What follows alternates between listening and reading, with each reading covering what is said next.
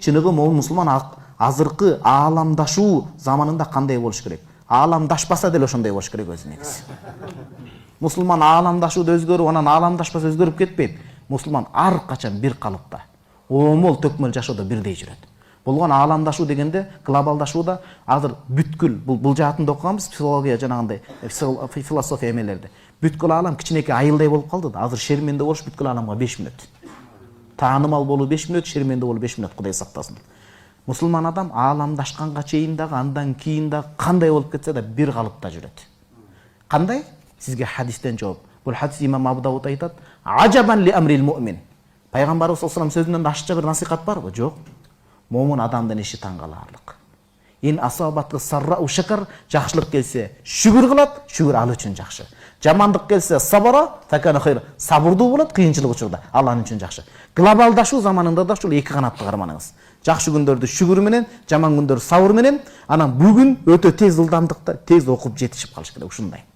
Тез окуп жетишип калыш керек. Азыр мүмкүнчүлүктөр абдан көп бир тууганым. Коомдо өзүн кандай алып жүрүүсү, кандай кийиниши керек. Кийингенде орто кийиниңиз. Жашыңызга, курагыңызга жараша кийиниңиз. 40 жашта, 30 жашта болуп, 60 жаштагы адамдын кийимин кийип албаңыз. 60 жашта жүрүп, 20 жаштагы баланын кийимин кийип албаңыз.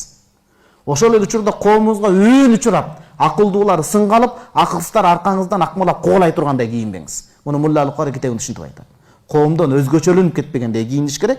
Орто, жакшы сөз бар, динге дал келет. Кошунаң сокур болсо бир көзүңдү жумуп жүр дейт. Өтө байда кийинип кеткен болбойт. Бирөө бир тамак жей албай отурбайбы ошейм. Туурабы? Бирөөнүн бир кийимине 100 айылды багып койсо болот го мисалы. Бул эч кимге даректелип аткан жок, анан сөздөн суруп чыкпасын эч ким.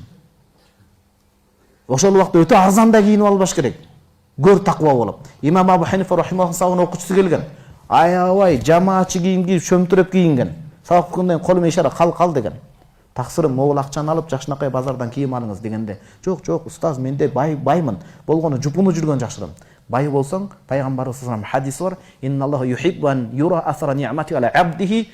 Аллах берген жакшылыктын изин элесин пендеден көргүсү келет деген. Орто кийим, ортолуктан тайбаш керек. Мамиледе дагы өтө эле эркек адам ыйлак болуп кетпеш керек, жигит термелбеш керек. Өтө эле катуу болуп кетпеш керек. Мамиледе да ортолук сактаңыз, ата-энеңиз менен дагы. Туугандар ата-энеңиз менен да мамилени ортолук сакташ керек. Туугандар менен да ортолук сакташ керек. Бул ошондой.